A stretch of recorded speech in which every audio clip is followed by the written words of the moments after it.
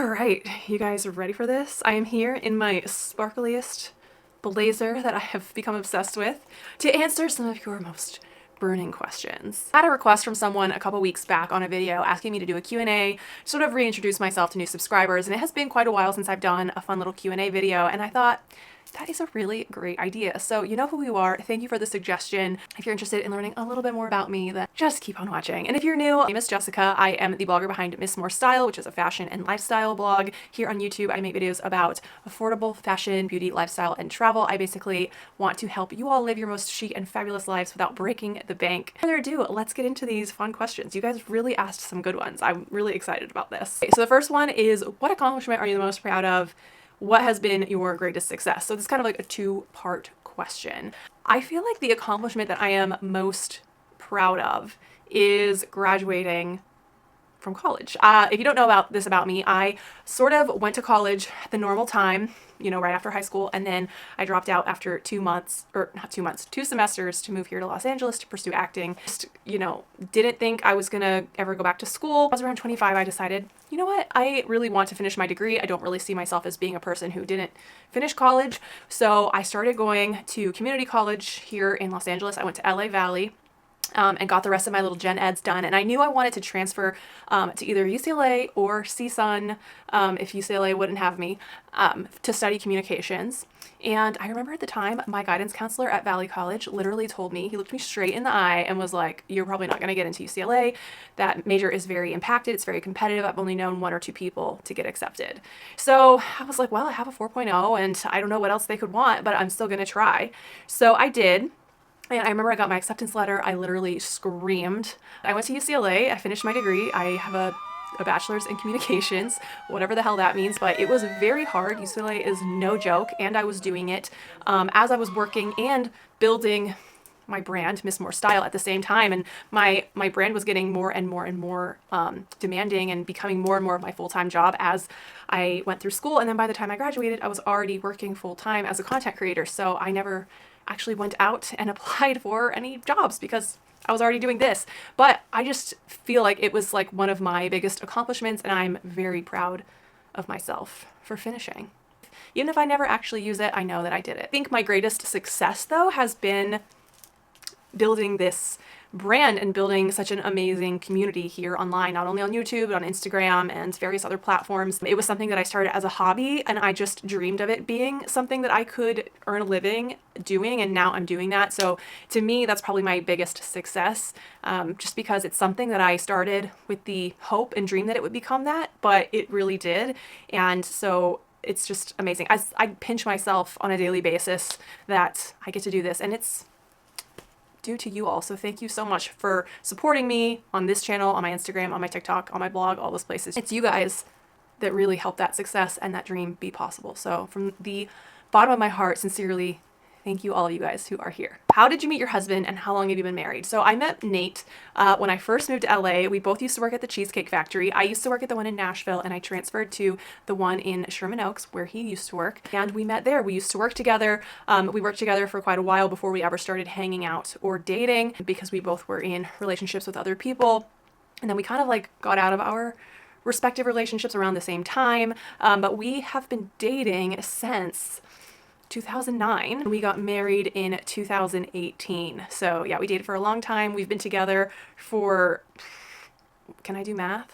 12 years, 12 or 13 years. Yeah, a really long time, but he's the best. I feel so lucky that, we happened to stumble into each other's lives. I love him. He's so great. Okay, speaking of Nate, someone asked, do you have a favorite date night in with your husband? So we definitely do. And I think this really was cultivated in such a big way during the pandemic when we couldn't go anywhere. So one thing that we started doing was we would plan like really kind of fancy dinner recipes to make at home from like different cuisines of the world. So we have traveled to Italy several times, and we really missed Italy during the pandemic. So like Italian night was kind of like our popular one. So we find like some kind of recipe online that maybe involved a cooking skill that we had never tried before, something that was a little bit more gourmet kind of recipe. We'd go get all the ingredients, and then we would get like the wine from that region, or like, of course, Italy, Aperol spritzes. We would make spritzes, and we would have like aperitivo while we were kind of cooking the dinner, and listen to like Italian music while we're cooking. So that was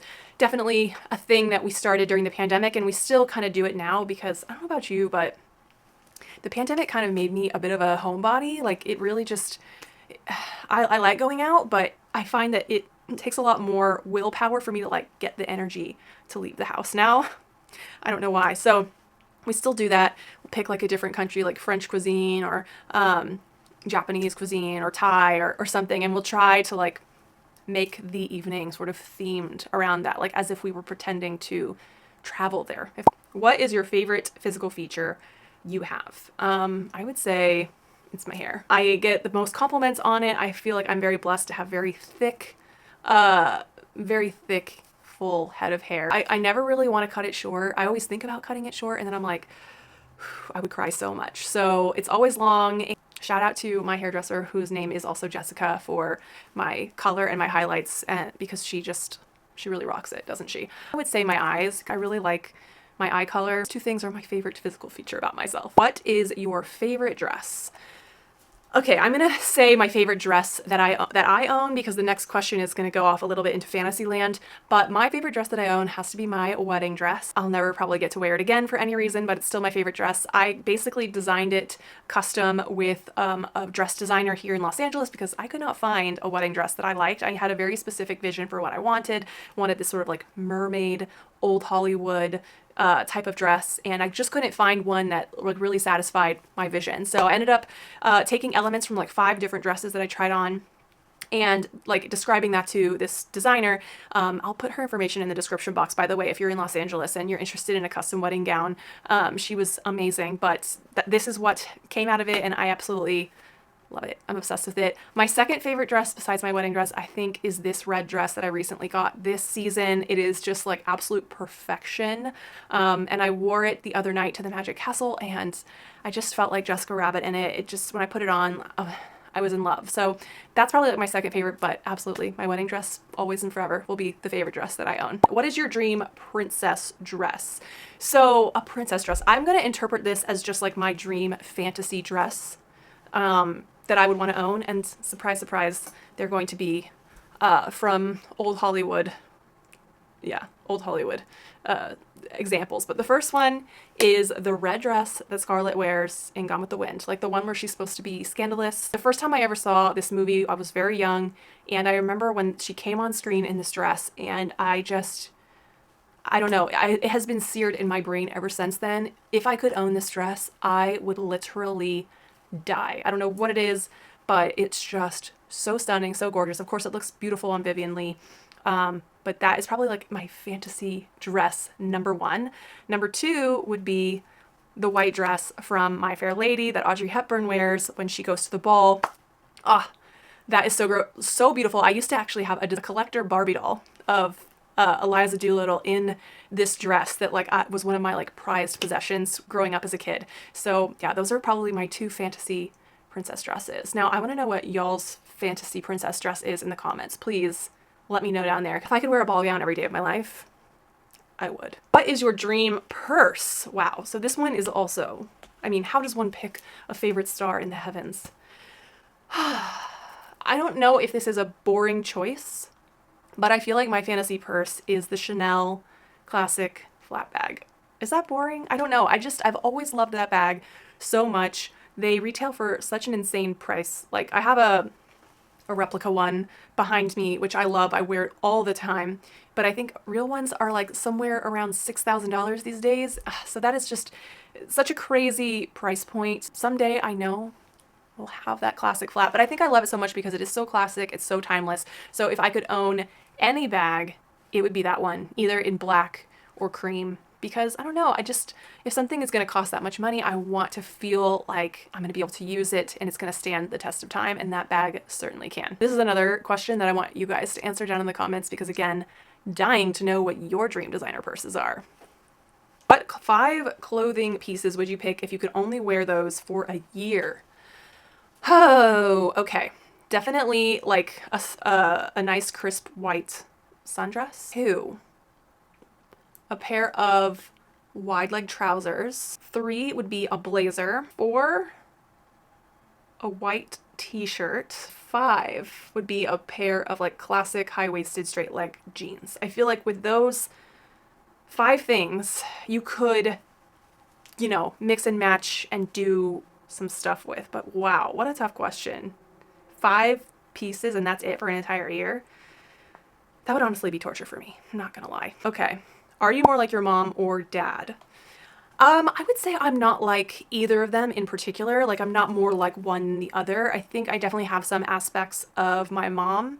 My mom is very driven and hardworking and very personable and able to, you know, talk to people. And I think those aspects of her personality I have. On the other side, my dad is like really, you know, into being adventurous and trying new things and going out and like skiing and surfing and doing all these fun, active things. And I think that aspect of my dad, I'm very similar to. So yeah, I think I have a little bit of both of them in me, I would say. Do you have any culture shocks when you first moved to LA? Yes, for sure. I moved here when I was 19. I had only lived in Tennessee basically my entire life.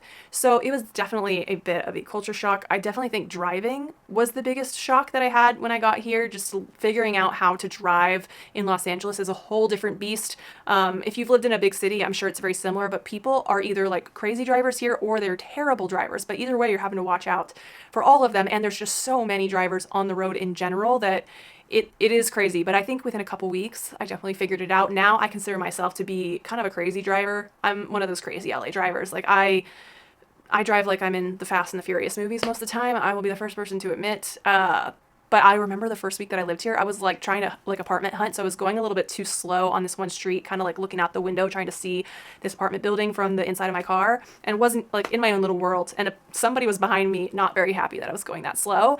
They like got from around me, rolled their window down and chucked like a soft drink cup or something at my car. That was definitely a shock when I moved here. But I think I had like reverse culture shock going back home to Tennessee when I'd lived here for a little while because there's so much diversity here in LA that we didn't have, at least when I grew up in the Nashville area. And so you get used to just being around all different kinds of people. And then when I would go home, there would be like literally no diversity and it just felt weird in the reverse. So kind of some different like reverse culture shocks going on for sure. Have you ever met a celebrity? I have met and seen a lot of celebrities. Trying to think. Oh, I met Oprah one time. I had dinner with Oprah once. I think that's probably the most famous person I've ever actually like met and spoke to. That was a really cool brand event that I went to. It was like there was a surprise guest. Nobody knew it was going to be her, and she showed up and she had dinner with us and everything. It was. I still am in disbelief of that moment when I think about it. But I have seen so many celebrities. I've definitely met people who are famous from different like various levels of fame for sure. Way too many to name off on this video. But when you live in LA, it's kind of normal to see celebrities. And in fact, I'm kind of the worst at recognizing them out in public because usually they're, you know, got a hat on or they're just dressed casual and they have sunglasses on and, you know, they look like a normal person. So I'm just not very perceptive. I'll be with other people who are like, oh my God, that's so-and-so. And I'll be like, oh yeah, I guess so. So yeah, it's definitely normal. And here, you know, you just get used to it and you kind of know, like when you see people to just kind of like let them be, don't go up and like ask for their autograph or take a picture with them or something if it's a situation where you like see them in a regular setting because they're people too. They just want to go about their day and be left alone. So yeah. What's your favorite country to visit? Hands down has to be Italy. We've been to Italy several times now, and I just think it's such a beautiful country. Obviously, the food is just amazing. And I just love all the history, just the rich culture and history in Italy. There's so many different vibes depending on where you go, like going to the Amalfi Coast versus going to Milan or Rome or Venice. Such variety in all these different little regions and cities have just their own sort of flair and flavor. And I mean, literally flavor because like each area of Italy is known for their own sort of Italian specialty. And I find that people, like Italian people, just very friendly. And it's just such a fun country to visit. It's really beautiful. The food's amazing. The culture is amazing. So much art, so much history. There's really something there for anyone. Okay, top 3 destinations experiences on your travel bucket list. Wow, okay. So my top that's on my bucket list is going to Egypt. I've always been obsessed with ancient Egyptian history and mythology. When I was a kid, I kind of like wanted to be an archaeologist so I could like go, dig up the remains of, pyramids and pharaohs' tombs and stuff. I think I probably read one too many books and watched Indiana Jones maybe too many times, because I'm sure being an archaeologist isn't as glamorous as I had it in my mind, but I just have always been so fascinated with Egyptian history. So I would absolutely love like to do one of those like Nile cruises. That would be so amazing. Second one would probably be going to Japan. Nate and I wanted to go to Japan in 2020, but then we all know the pandemic happened. So we're going to get there one of these days. That's one place that we both really, really want to visit. So hopefully in the near future, we will make it to Japan. We'll just manifest it for 2023. And I'll throw in an experience. This is going to be so random, but I so badly want to go up to like Alberta, Canada, like to Lake Louise, and ice skate on Lake Louise in the wintertime. I mean, if you've ever seen photos or videos of people ice skating on this lake, it will take your breath away. It's so beautiful. And I don't know, I have to do this at some point in my life. I used to be a figure skater when I was growing up, and I still ice skate to this day. And I just think that experience of being in such a majestic, stunning setting on the ice outside, I would have like died and gone to heaven if I could do that. So that's definitely an experience that I would love to do someday. And I'm going to manifest that for 2023 too, because I feel like it's a pretty attainable thing to knock off the bucket list. Canada's not that far away, All right, this is another travel related question. What is your dream vacation? Well, I think my dream vacation would be to win the lottery and then just travel the entire world for a whole year. Just like literally see it all. I mean, does that count? Am I allowed to answer this question this way? I'm allowed to answer the question whatever way I want because it's my video. So that would be my dream vacation, to have unlimited money basically, to win the lottery and get to travel the world. Just, take a flight to the next place whenever I decide that I'm, ready to move on, and just pick a place, be like, oh, I think today we'll go to, I don't know, Australia, and then we'll jump over to New Zealand, and then we'll go to, the Maldives, and just pop around until you've popped around the whole globe. That's my dream vacation. Let's get into some kind of funny questions that people asked. Do influencers want to know the real truth about how an outfit looks on them? I see many that will ask what you did think at the end of the videos. Just wondering if the truth was told, would they freak out and block said truth teller? Okay, what an interesting question. Oftentimes at the end of my hauls, I do ask you guys to comment below, let me know which outfit was your favorite, blah, blah, blah. If you really disliked something, there's always a nice way to say things. And I think a lot of times on the internet, especially on YouTube, people just come on. Sometimes I think people just enjoy being mean, like straight up. But if you have like actual constructive criticism, then that's one thing. Like wording it in a way where you think like, where you say like, this wasn't really my favorite and this is why, or I don't think that this really flattered you, or I think that XYZ could have been better.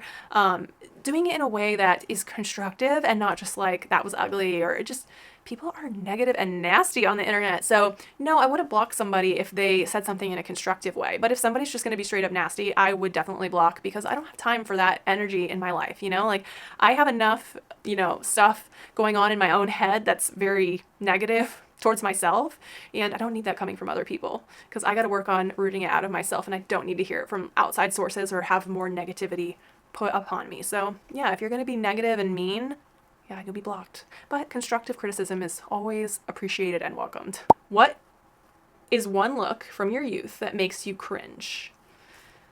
Oh, I think a lot of the outfits that I wore when I first started fashion blogging make me cringe. And I don't know if that's because they were bad, or it's just because that's the way that the style kind of was in the early 2000 teens.